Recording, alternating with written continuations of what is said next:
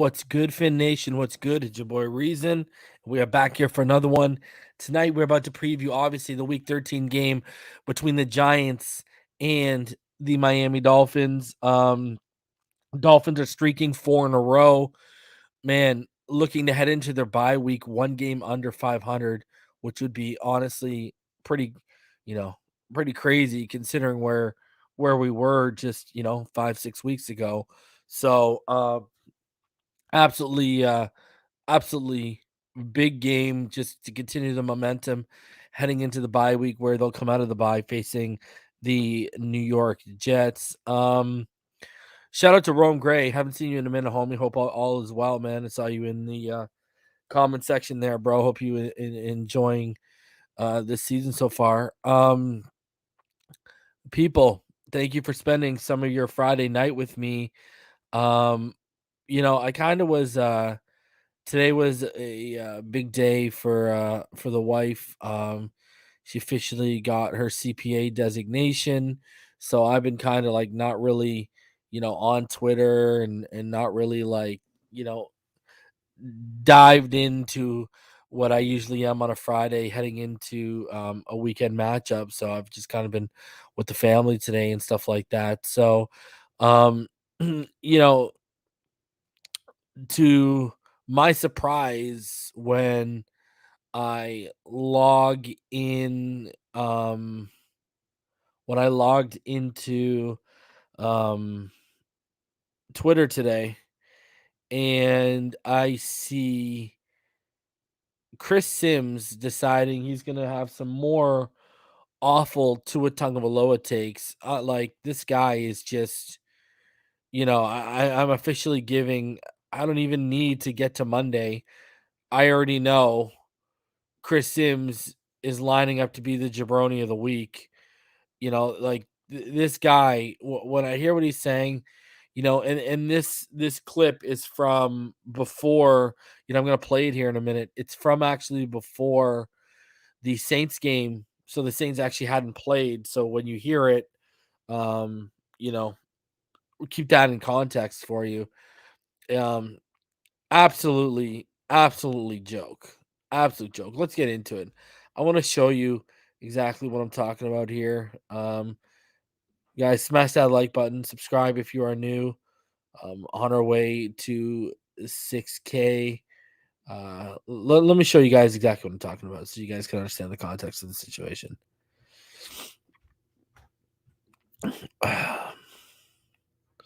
So this is what Chris Sims had to say, and everyone knows my stance. I just think he's bitter because another Southpaw quarterback has gotten way more recognition, is way more talented, and Chris Sims, he ended up being nothing with the Bucks. The only thing people talk about Chris Sims about is playing with a ruptured spleen. Like that's it. All right. So this is what Chris Sims had to say. Taysom Hill's not sexy enough. He's a little old. He came out of nowhere. I didn't see it in college. I didn't see this. So he can't be it, because I'm a plumber and an NFL scouting coach, because that's what I am. And that's what we got too much of that going on in our world right now. Shut up. You don't know anything. Listen to Sean Payton, okay? He's talking down to people who in the history of football. evaluate football you should just go, there must be something. In their spare time. Right? So Classy. Shut up, everybody out there. The guy's got a lot of high-quality abilities. I mean, his arm's better than Tua. He's a better athlete. He's bigger, and he's every bit as accurate. I mean, every bit. I don't know what anybody could be saying, but it's just the story that people don't like, and that's ridiculous. So let's see what he's got. I'm not expecting him to hit the ground running and be like surgical tonight.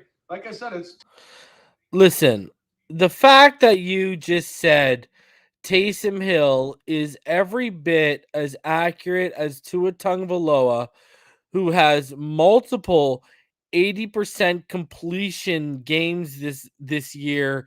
Taysom doesn't even have one to his whole credit, and that is what you're selling us? That is like I didn't think Chris Sims could get worse. I mean, his quarterback rankings are pretty freaking bad at points, but now we're comparing Taysom Hill to Tua Tagovailoa to try and push a narrative two different narratives at once, the Taysom Hill narrative and the anti-Tua narrative. Like how this and what's crazy is this yeah, and exactly, Jason. And then Taysom goes later that night and throws 4 picks. Name me one time Tua has thrown 4 picks in one game. And I mean, y'all know why I got that Sims clown emoji in the comments now. Like this is the dumbest and one of the worst comps I've ever heard in my life. Like, what's crazy is you played the position at the NFL level. Your eyes are telling you that? No wonder you were never successful. Clearly, you don't know how to watch film. And you need to watch film. You need to be good at watching film at the NFL level to beat defenses. That must have been why this guy was such a train wreck as a quarterback for the Buccaneers, because he doesn't know how to watch film. To even put them in the same stratosphere, how am I ever supposed to take? And we all know he's an idiot. We all know he's a clown. I said 4. Hey John, use your ears, bro. Did I say 3 or did it say 4? Let me know if I said 3 or if I said 4. Let me know. And that's also in a year where he had a 2-to-1 interception ratio. Did you want to forget about that? Bro, get out of here with your Watson agenda bullshit, bro. Just because Tua balling and y'all can't live to see that right now. Must suck, man. Waking up every Sunday and rooting against your quarterback, eh? And then having to call your and then yeah, I said 4 exactly. So why are we talking about 3? Must suck though, being one of those people that gets up on Sunday rooting against their quarterback. I mean, and then trying to have to sell themselves as a fan to everyone. That sucks. Wouldn't know what that feels like. I dug my ground. It looked like I'm right. All y'all that prematurely jumped off the ship. Hey, the women y'all deal with may like that premature shit, but don't work when it comes to player evaluations and talent. So it is what it is, man. But you listen to Chris Sims, and it's like, how am I ever supposed to ever take anything you say with any sense or ounce of credibility? How am I supposed to? I'm a better evaluator than Chris Sims. Like, literally, I am a better evaluator than Chris Sims.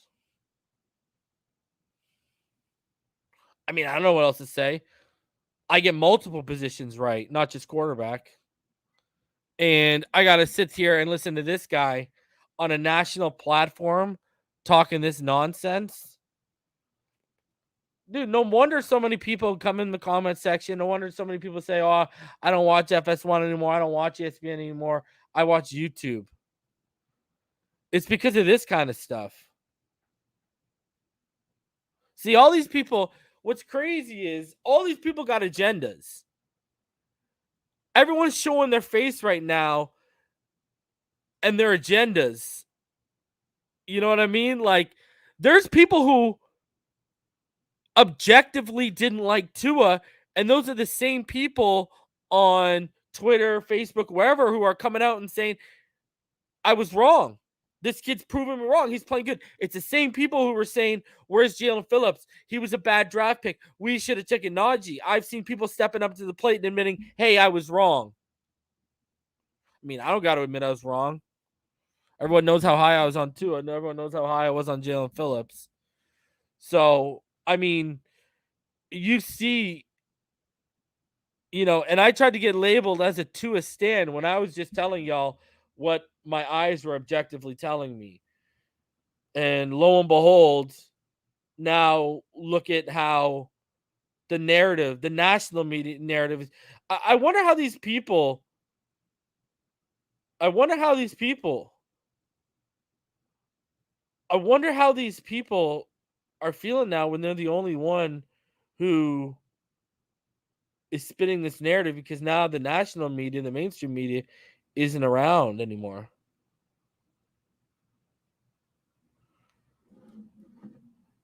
So someone tell me that.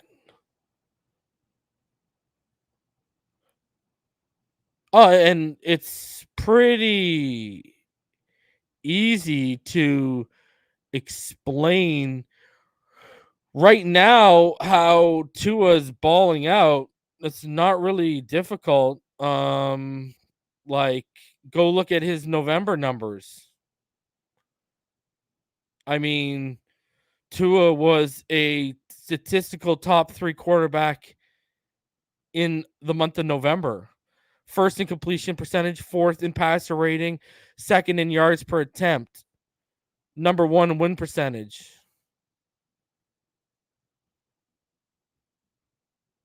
I mean, Tua he has 5 games left and he has a chance to break the record for the most 80% completions games in a season. Only 4 quarterbacks this year have 2 games of an 80 completion percentage or better. Mac, Dak, Kyler, Tua. Kyler and Dak threw 3 touchdowns between those 2 games. Mac threw 4, Tua threw 6.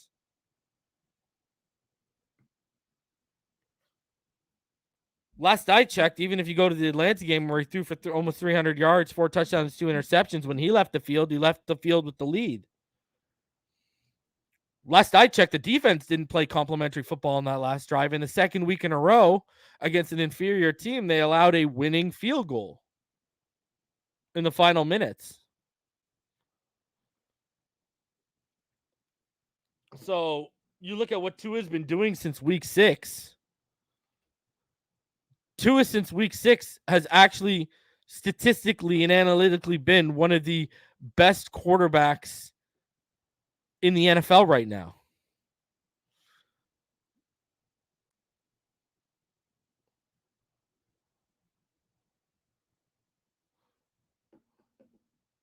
He threw for 300 yards, 4 touchdowns, and 2 interceptions against the Falcons. That was the 12th best passing defense in the NFL at the time.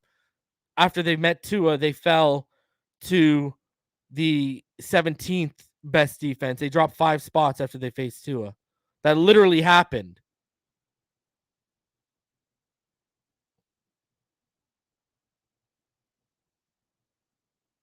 Falcons had the 12th best passing defense, and Tua knocked them down 5 spots. He gave us the lead in the Jacksonville game. Defense didn't hold it.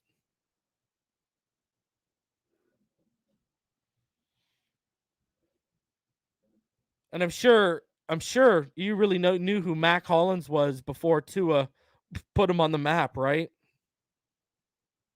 Mac Hollins was so productive before Tua put him on the map, right? Jalen Waddle. Tell me why with Jacoby Brissett in there, Jalen Waddle was on target to be one of 3 rookie receivers ever to have over 100 receptions and under 1,000 yards during that little streak of games where Brissett is in. Since Tua's come back to week 6, now he's on pace for over 1,100 yards. How did that happen? How have we all of a sudden become the number 10 third down offense in the NFL? We were in the mid-20s when Brissett was rocking it. What happened? Why are we the 17th best passing offense when Brissett was running this? We were the 29th. How did we move up like 12 spots? What happened there? Oh, my bad. Tua returned. My bad. I forgot. Oh, or did I? Ooh, sucks when the even the team rankings are starting not to back the haters. It's amazing. It's awesome right now. And he's doing it with a trash O-line. Will Fuller and Devontae Parker been injured all year. Preston Williams is invisible. The worst running game in the NFL, an RPO offense with no running game. We've been hovering around 31, 32 all year because we've been averaging between 72 to 80 yards a game rushing. The first letter in RPO is run, and we don't even have that. And yet he's still working at the efficiency he's working at. Number 1 pass rush comes in against us. against Carolina because of Tua's quick release. We literally schemed to get the ball out in 2.32 seconds because we couldn't trust our O-line to hold the blocks. But Tua's release and Tua's quick decision making allows us to run that offense. And that's how we countered Hassan Reddick. That's how we countered Brian Burns.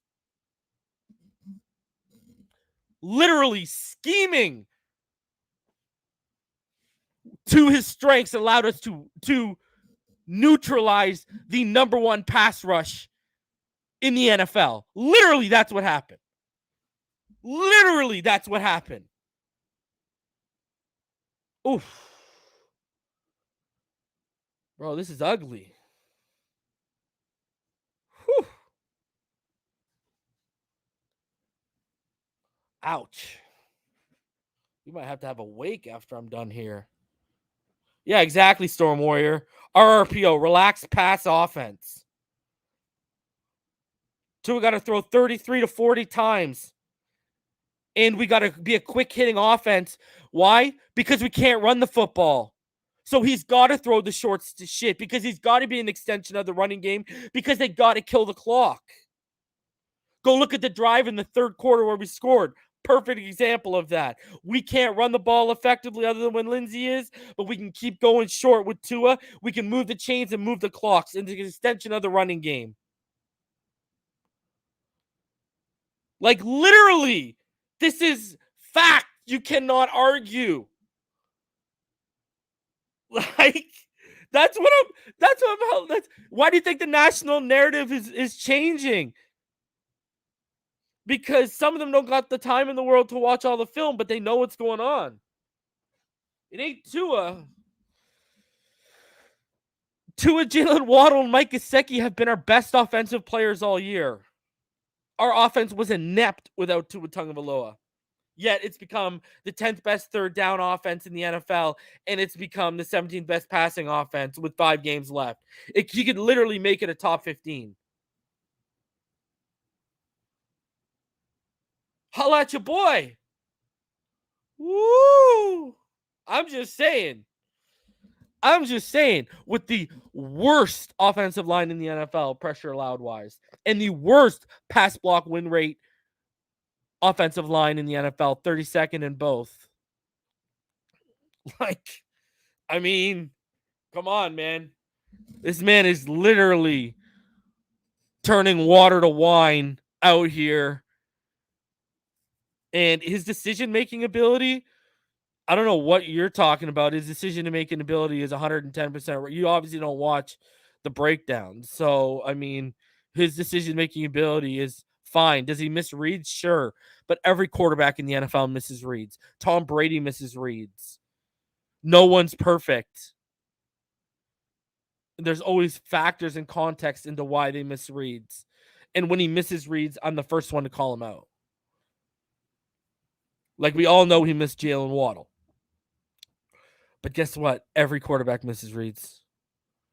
I remember people posting pictures of Tom Brady missing a wide open Gronk on reads. And they posted 6 of them. And that's the GOAT. As much as that pains for me to say as a Dolphins fan, that's the GOAT. It happens. People who have never played the position with live bullets, they don't know what it's like. So Patrick Mahomes misses reads. It just happens. So yeah, especially when you got under 2.5 seconds to make the read too. So that's what it is. And bro, this is my Friday preview show. Why would I? Is this your first time watching me? I don't lower my. This isn't like a lower standard of watching here, bro. I'm dropping the link for you, dude. So it is what it is. I've had you up here before. I've heard your takes. Do I trust your eye? No. Sorry, bro. It's just what it is. And saying he's a poor decision maker tells me right now you don't know what you're watching. I don't know what else to tell you, bro. Take that how you want. Doesn't really matter to me. I'll sleep just fine tonight. And it's funny to watch. They still try to, the few and far between, backed up in the corner, I want to, what's the narrative going to be when we get to 500?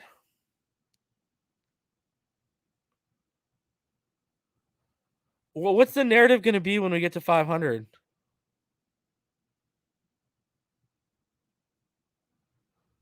What then? Now what is it? You guys must live on wheels, mobile homes, because you do nothing but move goalposts and have your goalposts on wheels. So, I mean,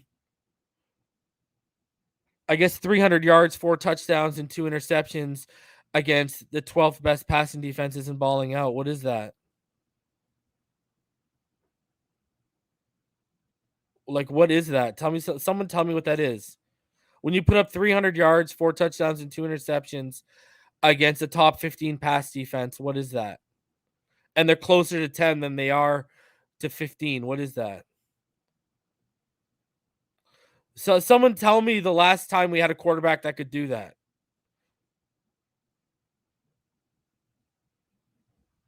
That we drafted, that we groomed. Because Tannehill wasn't doing that in his first 16 game span. Wasn't even coming close. And Tannehill was a better athlete with a bigger arm than Tua.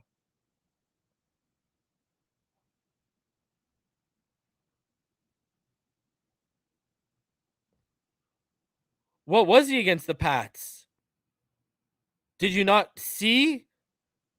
Have you not watched quarterbacks against the Patriots this year? See, that's what's funny. It's so funny. It's so funny when they only want to talk about, well, let's talk about what everyone did. Can we talk about what everyone did? Okay, so Tua put up what? 1 touchdown, 1 interception, 79 completion percentage, right? And 202 yards. Okay. Zach Wilson, 4 interceptions, 210 yards, 37 quarterback rating. Tua had a 79. Jameis Winston put up 128 yards and 2 touchdowns. Tom Brady put up 269, no touchdowns, no interceptions. Had a lower quarterback rating of 70.8.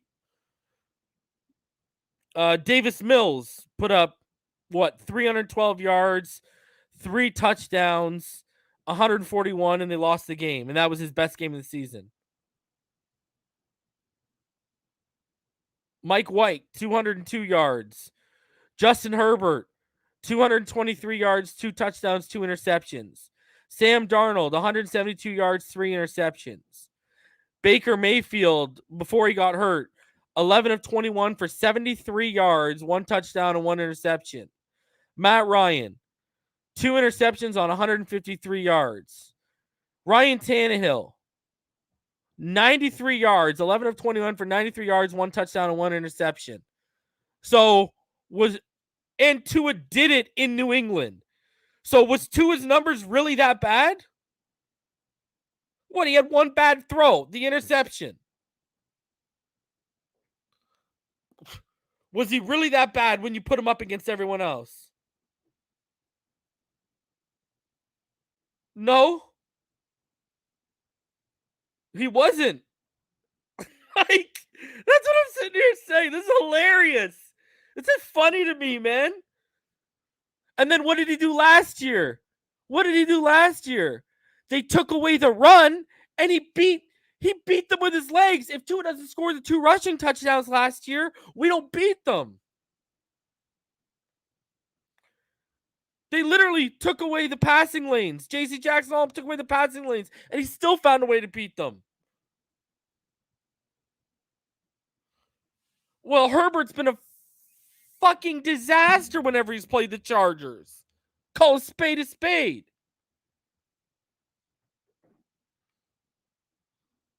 Dude, I'm not crowning anyone. I haven't even called him a franchise quarterback yet. I've said he's worth investing because with the offensive line around him, he can become our franchise quarterback. I have no doubt. He's worth investing in because he can be our franchise quarterback. I haven't even labeled him a fully fledged franchise quarterback yet. And when the defense has played dominant, I've said the defense has been dominant, and he's complimented them. Like last week, he complimented a dominant defense, and that's all we need him to do. But you're talking about a guy, you're saying over 16 games started right now. Over 16 games started. Okay, this guy has put up 3,515 yards. He's 67 completion percentage, 21 touchdowns, 6 rushing touchdowns. Okay, so 27 total touchdowns, 11 interceptions, a 90.5 passer rating, which is like 95 this year. Over 16 starts. Name someone who, since Marino, we've had that's even in that realm. Tannehill wasn't even close. And he's 2-0 against the Pats. He's undefeated. The only team he can't beat is the fucking Bills, and that's because Flores can't beat them. McDermott owns Flores. I'm just saying, I haven't even called this guy a franchise quarterback yet. I haven't even labeled him that. I've said he's worth investing in because with an offensive line, he will be. See, y'all had it wrong. It was never about the weapons, and I've said this before. It was never about the weapons. He's adjusting at the NFL level to the protection. That's where he's adjusting. If I get him the offensive... Dude, Lynn Bowden last year became relevant to everyone. Matt Collins, Mr. Irrelevant, can't stay healthy, relevant to all of y'all. Now, Jalen Waddle, I literally just proved under Brissett, he was going to join Keenan Allen and Jarvis Landry as the only guys with over 100 catches in their rookie season with under 1,000 yards. Since Tua returned, he's now projected for over 1,100 yards. Boom, Tua's elevated him.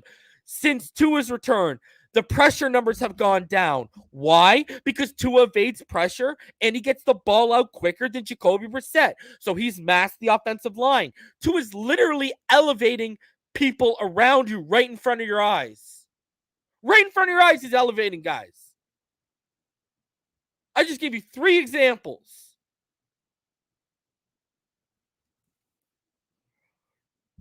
What more can you ask for in your first 16 games? I don't know. Because look at Herbert. People forget. Dude, Herbert's been rocky the last 6 weeks. That doesn't mean he's a bust.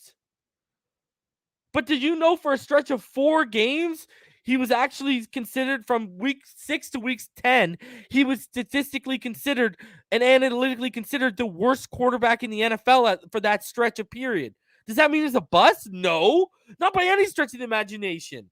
He's just going through growing pains because these guys aren't vets. They're in their early 20s. Defenses are figuring them out. Now, Tua, if you really want me to hit you with something, shout out to Thomas Bird, a bump for your reason. Teachers just don't make enough these days. Appreciate you, man. If you really want me to drop it like it's hot right now, shout out to Florida-born Kentucky. I will say it too as a franchise quarterback and elevated around him. If we really want to go there right now, and I'm down to take it there, you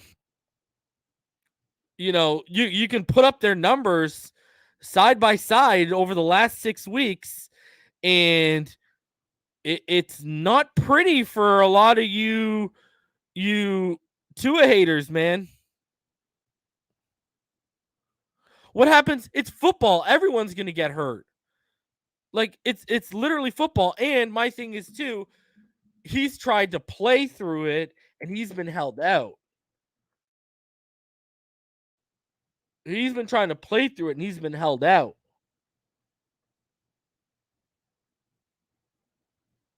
So, I mean, I don't know what to say.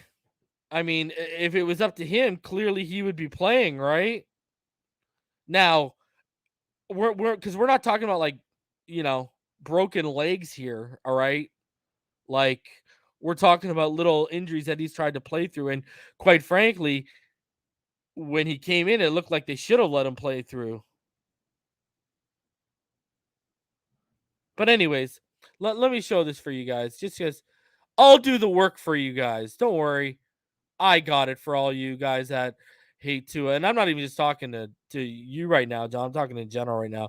Cap, my man, reason on fire tonight. Gotta love winning cures everything. It's very weird and crazy roller coaster of a season so far for us. Cap, it's been unreal. It's been ugly. It's been so up and down. Shout out to TR. Appreciate your content, bro. Appreciate you, man. I'll do the work for people though. Don't worry about it. Let your boy Reason take care of. Let's compare the last 6 weeks, shall we? Sure. Should I even say anything? You know what? I'm going to give y'all a minute to read it. Take a minute.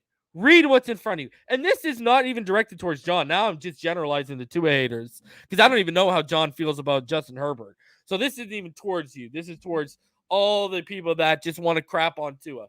Let's look at this right now.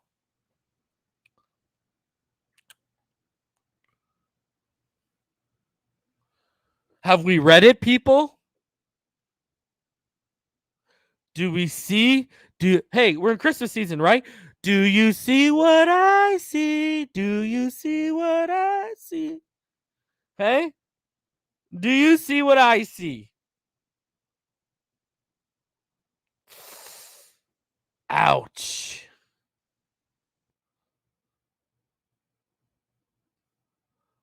Ouch. Herbert will not be a bust. Herbert right now he is suffering from the same thing Tua is suffering from. He's suffering from bad coaching right now. I don't know what they did over there because I've actually been watching them this season because I'm in a dynasty league, and they've totally changed their offense. They've gone totally dink and dunk. He is like in the bottom of the league now over the last like 6 games in average depth of target. So, but you see, play calling and coaching is opening up a little bit offensively for Tua. For Herbert, it's being scaled back. Herbert's suffering right now. Tua's trending upwards. That's what's going through it. And Herbert's not going to be a bust. Okay. Herbert was my 4th quarterback on my big board. He's not going to be a bust. He just needs coaching. Like any young quarterback needs coaching. Like, this comes down to coaching. This does not mean Herbert sucks. This means right now he's suffering from bad coaching. That's just what it is. And Tua is just getting his legs under him now. I've said this before. You got to think. A guy tears his ACL. It takes 1.5 to 2 years till you are the same again. What do you think it's going to take for a devastating hip injury?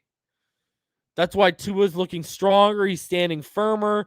You could tell he's showing since the stretch of week 6, what he's shown me on tape compared to what I saw earlier in this year and to what I saw last year. He's starting to trust his body more. Now, he still has little moments like when he would follow through and his follow through cower away to protect his ribs. So he still has moments, but you can tell he's starting to trust his body more a lot right now. And he's getting confidence back in his body. And that is the big change I see from this year compared to last year when I look at his tape. He's more confident in his body. And that's huge. That's going to be big moving forward for Tua. But my point still stands. And where this all started at. Chris Sims is an idiot. The national media, you see it. For the most part, it's changing right now. I heard Phil Sims talking smack about Tua, but go check how many 16-game seasons Phil Sims played in his career and full seasons he played. Talk about a guy who had durability issues at the next level. Looking at you, Phil, and you were not that good anyways. So, but man, I think Tua, he's just showing more and more. He's getting better each week. That's what you want to see. He is not flatlined. If he flatlined, trust me, I'd tell y'all, because then I'd be really worried. He is not flatlined. He's getting better. So shout out to Chris Sims for winning the early. I mean, who would have thought the brony of the week has to go to Chris Sims? I mean, let's be honest, and you know your boy's going to get a spiffy banner made up. But for now, Chris Sims, without a shadow of a doubt, is the jabroni of the week. John,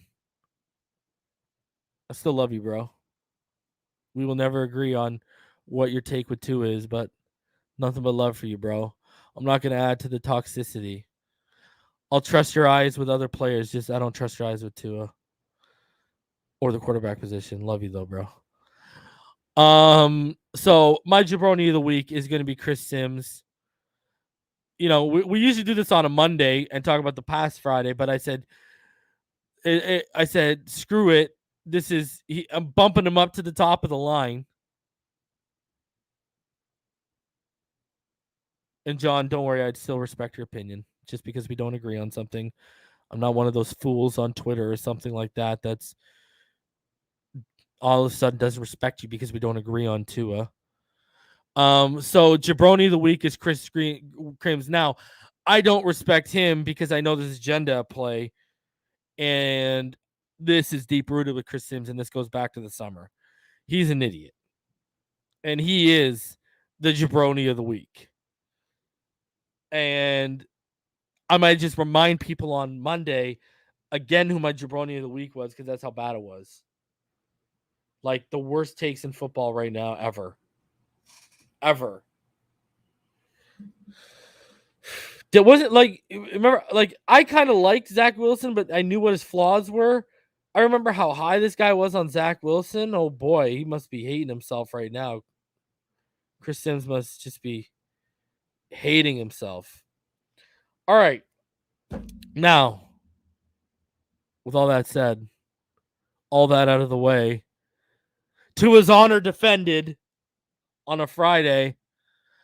Oh man, why y'all got to make me white knight for this guy? I don't even like doing it. I'm just such a stickler and I'm OCD when it comes to like, oh, let's not misinform people here. That's why I started this channel. So, oh man, and like you got to correct the national media, like jabronis on Twitter and social media. It's ridiculous. Reason you deserve more subscribers for the work and effort you put in. People share this channel. Yo, there's 200 of you in the room. Go check my Javon Holland film study if you did not check it out.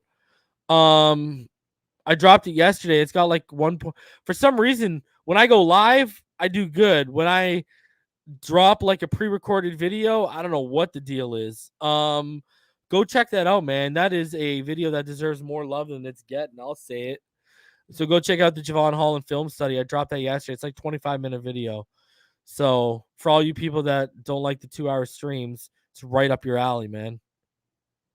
It's right up your. And I agree with what Z-Man said. Other than Mac and Lance, everybody's in a terrible situation. 110%, bro. Situation matters. Situation matters. Imagine Tua right now if he was in New England. Because the reason why Mac's so good is because they're coddling him so much. And I'm not holding that against them. They're doing it properly. That's how you groom a young kid. You know, you coddle them to build their confidence and then you let them loose. They did that with Tom Brady early on. So I appreciate you, Stormware. So, all right. Let's hop into this preview show. Yes, to his name is instant clickbait. I agree, Omar. I agree wholeheartedly. All right. Let's hop in. Let's get it started. Because some of y'all are going to be going tomorrow, and I'm jealous of you. I'm trying to make the Jets game. I'm doing everything in my power right now to try and make this Jets game. I'm trying my damnedest, people. I'm trying. All right, so this is what it's looking like. It's going to be your weather report with reason. It's going to be humid, and then by the end of the day, by the end of the game, it's going to be partly cloudy. But you know, it's going to feel like 85 which, I mean, it must be nice. It is freezing out here, but the humidity is going to be up to 77% at kickoff. It'll get down to 73%. The precipitation probability is like really low, only 2%, but the cloud cover, it's going to go from 26%. It's going to like go up 17% to 43% by the end of the game. So it's going to be, you know, the humidity is going to drop from 77 to 73% too. So hopefully that helps y'all out. But it is going to be humid for kickoff, for tailgating, and for quarter two.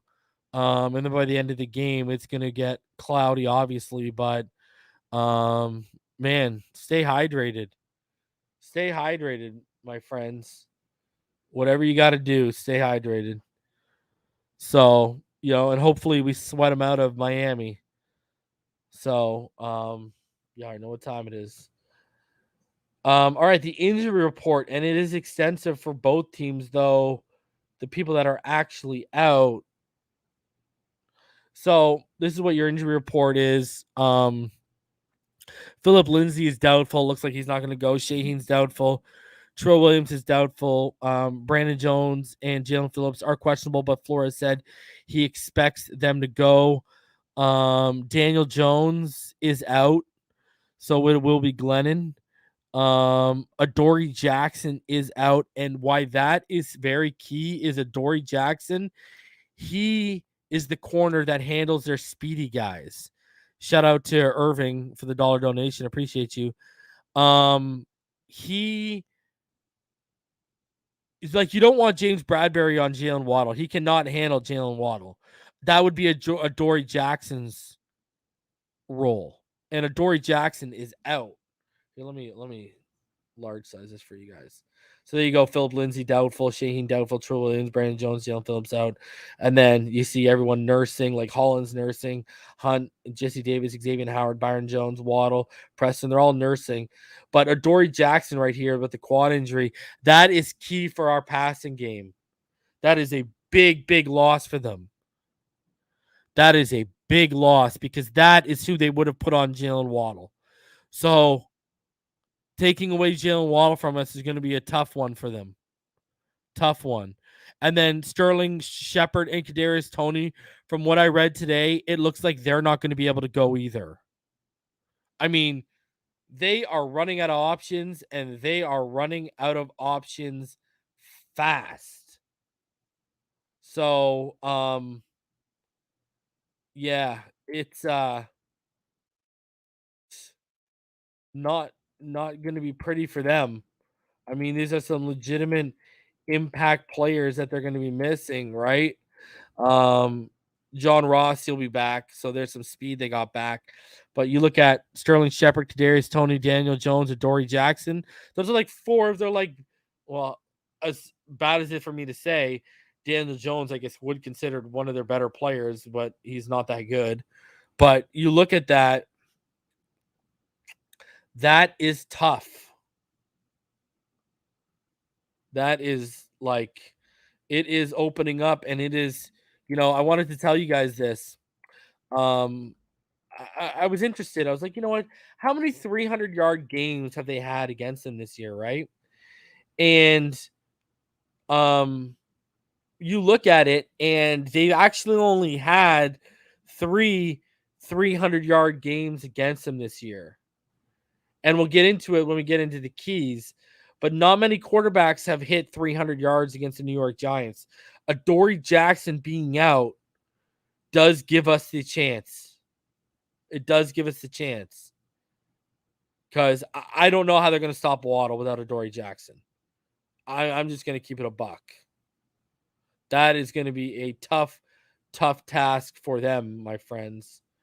So, anyways. All right, let's get into next. Let's get into how these teams stack up, how they compare team ranking wise. And this is what it looks like. So the Dolphins, they are 25th in total offense, 310.8 yards per game. The Giants are 24th, 317.5 yards per game. Now the Dolphins are the 17th passing offense, 230.7 yards per game. The Giants are the 18th, 226.6 yards per game. rushing offense. The Giants are the 26th. They average about 90.8 yards per game. The Dolphins have the 31st rushing offense, averaging 80.2 yards per game. Scoring offense, the Dolphins are all the way up to 24th now. You see they're climbing out.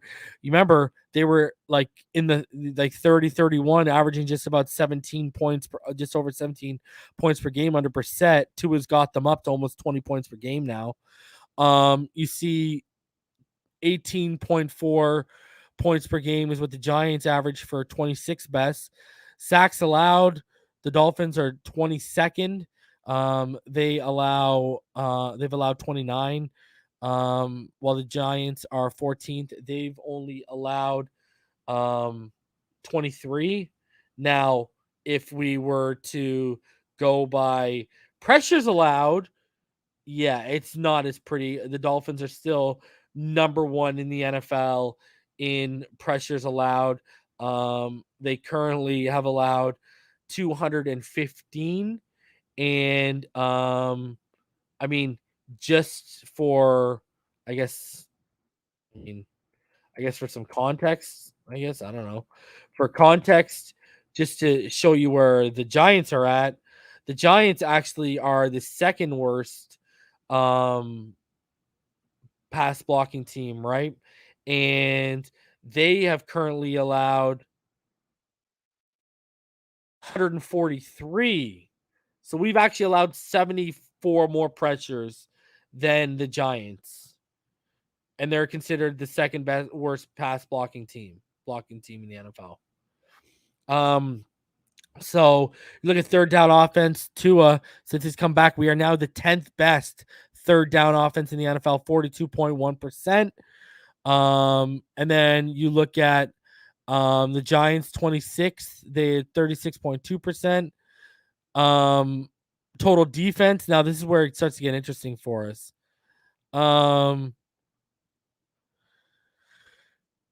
You see we are the 24th total defense. They're the 27th. We allow 367.4 yards a game. They allow 371.5. Passing defense, the Dolphins are 28th. They are allowing 262.5 yards per game. You look at the passing defense for the Giants, they're actually 17th in the NFL, 243.7 yards per game, but losing Adoree Jackson is going to hurt that for them this weekend. But they are top 20 passing defense coming in. The defense has become the number 10 rushing defense in the NFL. They are allowing 104.9 yards per game, and the Giants are 26th. They're allowing 127.7 yards per game. Scoring defense wise, the Dolphins, they are 19th in the NFL. They allow 23.3 points per game. You look at the Giants, they are 16th. They're allowing 23 points per game. So basically the same thing. Not much difference there, right? Now keeping going here, you look at sacks. The Dolphins are tied for 10th. They have 28 sacks. The Giants are 24th. They have 21. You look at third down defense. We are 29th. We used to be the worst in the NFL. We're up 3 points. We are allowing 44.3% clip to be converted. The Giants are actually 12th best. So it's actually a battle of third down offense versus third down defense. The 10th best third down offense against the 12th best third down defense. We convert at 42.1%. They allow a conversion rate of 38.7. You look at takeaways, the Dolphins are tied for 6th with 19. You look at the Giants, they are also tied for 6th with 19. And you look at giveaways offensively in total, the Giants are 11th. They've only given away the ball 14 times, and the Dolphins are 28th. They've given it away 20 times.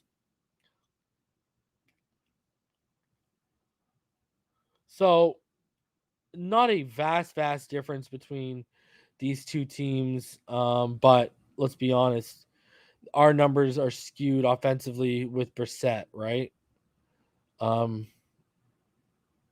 So let's get into the defensive keys for the Dolphins against the Giants. Um, and it's simple. Don't let Saquon Barkley get going. I mean, let's be honest with ourselves, okay? Yes, he's not the same player since he's returned to injury. Uh, he's averaging about 3.56 yards per carry. He's got 2 touchdowns, 76 carries for 260 yards.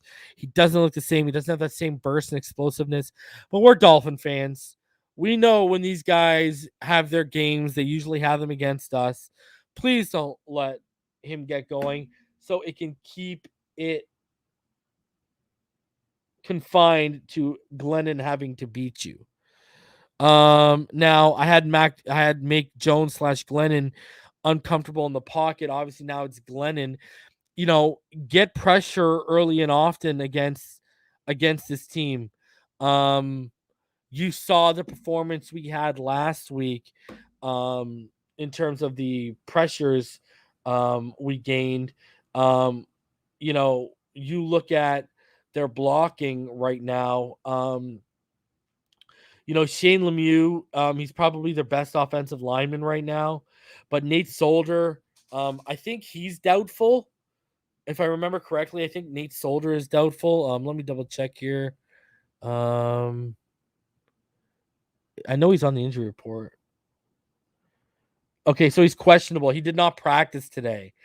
Nate Solder did not practice today. Now, he's already allowed 30 pressures this year. Will Hernandez, he's allowed 25 for them. Skura, he's kind of settled in and he's allowed 18 pressures now.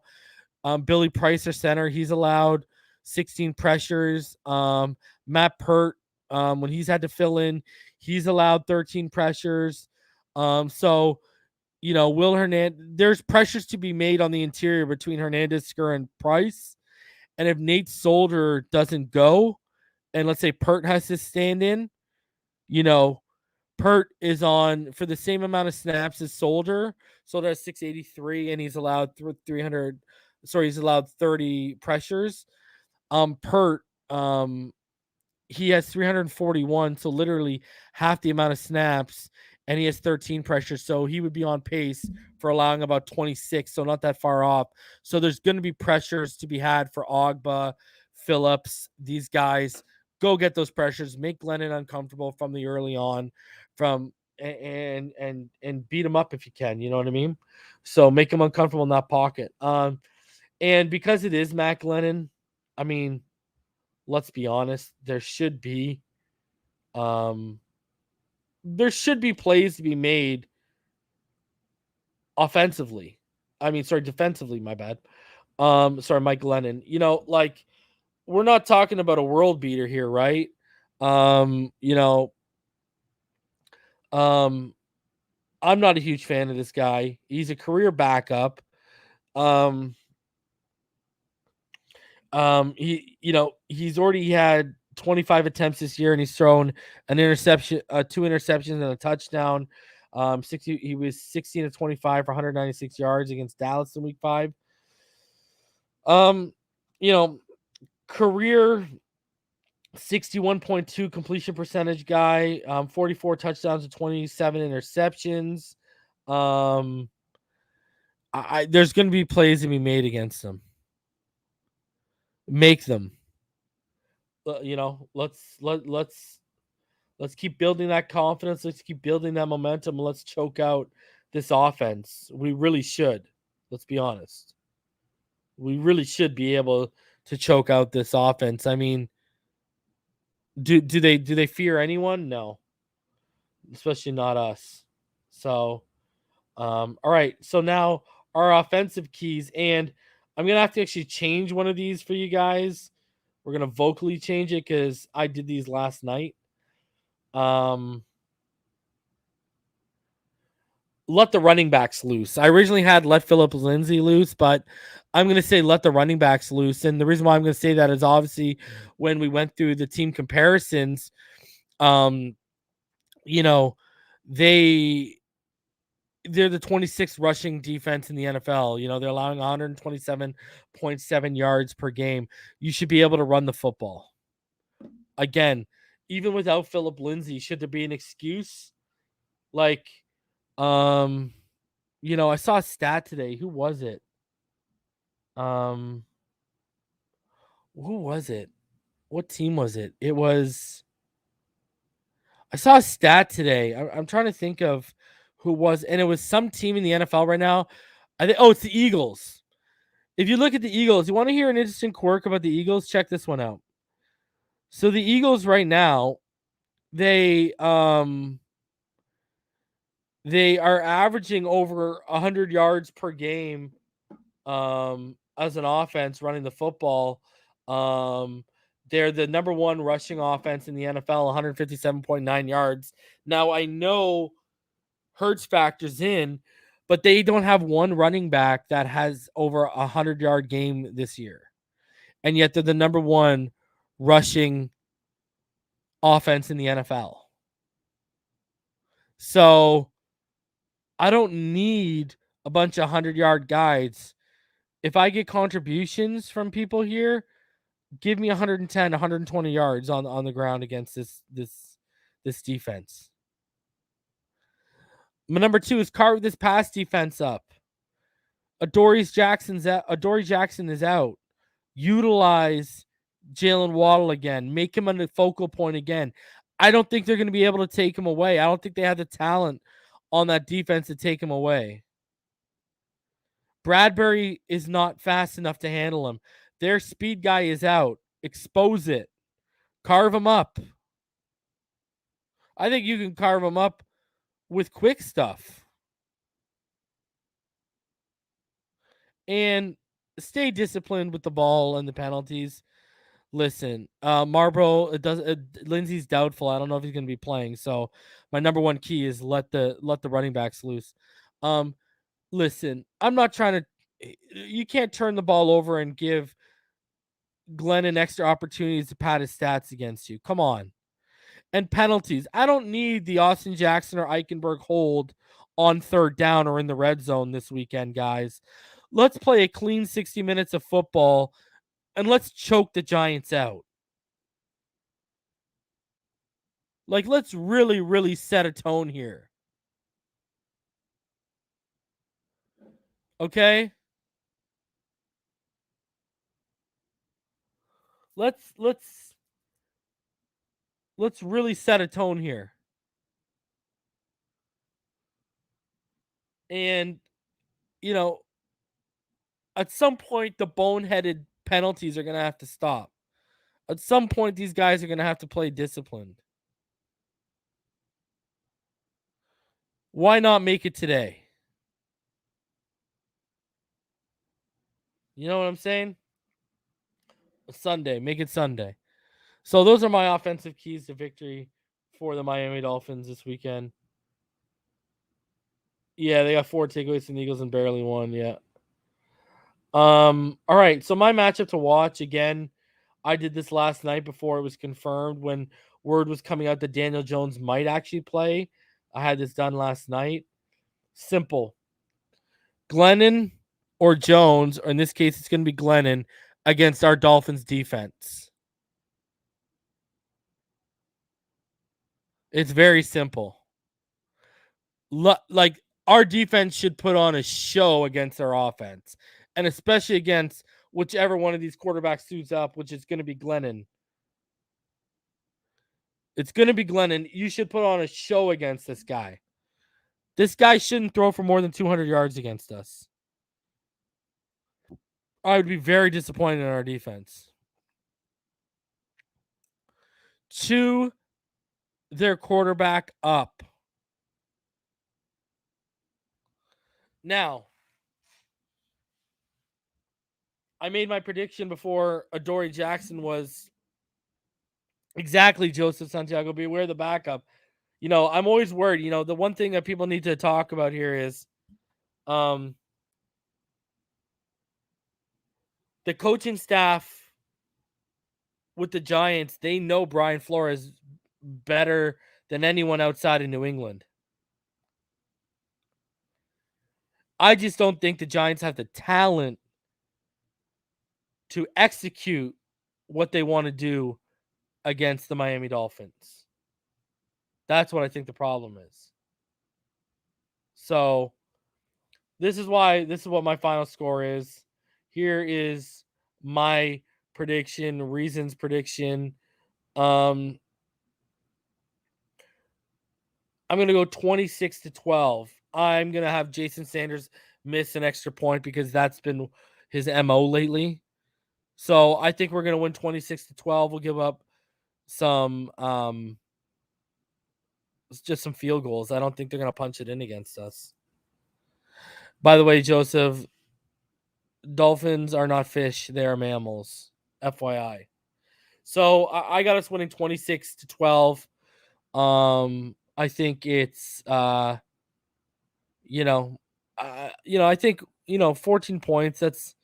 That's a solid win. Not a dominant win to me. A dominant win would be like you win by 21. But yeah, woo back. Look at you. This guy takes 27-13, trying to one up me like it's the Price is Right. Yeah, Bari, Jason Sanders is down bad. That I am now taking Jason Sanders into my score predictions. Bad. Jaggernaut 28-6. Storm Warrior 30-6. Roland 29-10. And then Dark Logan says, "Yeah, we ain't mahi mahi, we mammals." Joseph says 30-3. Love the confidence. 28-14. Isaac. Love the pug. Love the confidence. Don't know what else to say. Yeah, Glennon gonna stick out his neck for the team and hopefully get it broken. Zachary says 27-10. Dylan 24-9. Tommy 30-12. Fins. Scotty says same as last week, 33-10. Brian says 40-3. Jesus. 31-14. Dolphin Don. 31-10. Darth Logan. 33-6. Pyro. Pyro, what'd you come out of the? You come out of the hole, bro? Ran out of Snickers? They got your buddy Saddam and you had to come out of the hole? What's going on over there, bro? Florida Born says 27-10. Michael Rodriguez 21-17. Ian 21-14. 36-17. Franklin says. Irving says 28-13. 115 rushing yards collectively. Crypto says 35-15. Paul says 33-13. Miami. Jason says, did Pyro come out of the hole? Vaughn says 30-17. Pyro says he likes Three Musketeers. I love Three Musketeers, bro. Don't even play me. Dolphins Advocate predicts a shutout 21-0. Tavega Invest says 31-17. Dave Father says 34-14. So Dolphin fans are confident. We are rolling. We are rolling, and they are confident right now, man. Guys, if you'd like to donate, paypal.me/Finside. Become a Finside the NFL Patreon, patreon.com/Finside the NFL. They got like the Javon Holland film study early, Jalen Phillips. They'll get the Jalen Waddle early, as will YouTube channel members, patreon.com/Finside. Also become a YouTube channel member. Hit that join button right next to subscribe down below. Patchvibes.com. Use code Finside. Save 20% off your order. Get a fancy. They just restocked, guys, on tumblers. Go check them out. 20% off your order. Use code Reason. Save 10% off your order. Backroomcollection.net. Great stuff. Great canvas work. They got autographed canvases and visors and helmets now. Great stuff. And then thrivefantasy.com. Use code Finside to have every dollar up to your first 100 deposit matched by thrivefantasy.com, your number one leader in fantasy prop betting. Guys, I'm going to get out of here. My wife had a big achievement today. She got her CPA designation. I'm going to go hang out with her. I'm going to go chill with her. And I will see you guys on Sunday. We'll start at about, hopefully I'll be here this time. We'll start at about 12:35. We'll start about a half hour early. And shout out to everyone still 33-16 Miami. Appreciate that. Yeah, Aziz Ojolari is the only one that worries me too. 37-13. Love it. Crypto, there you go. Appreciate y'all. So yeah, my wife is officially an accountant, so we're gonna go celebrate. We're gonna go chill. We had some dinner earlier. Now we're gonna go hang out and chill out. Appreciate all you. I'll be back on Sunday. We'll live react. I'll open it up pregame, halftime, and postgame to all of you guys to come on here and we'll kick it. All right, guys. Appreciate all y'all. I got a couple minutes. You know what? I might actually drop the link if some people want to come back here and join me and talk for a couple minutes because I think the wife is wrapping some Christmas gifts. So I'll drop that for you guys if a couple of you want to come back and chat for a bit. But other than that, I'll be back on Sunday. I appreciate each and every one of you. Fins up all day, every day, baby.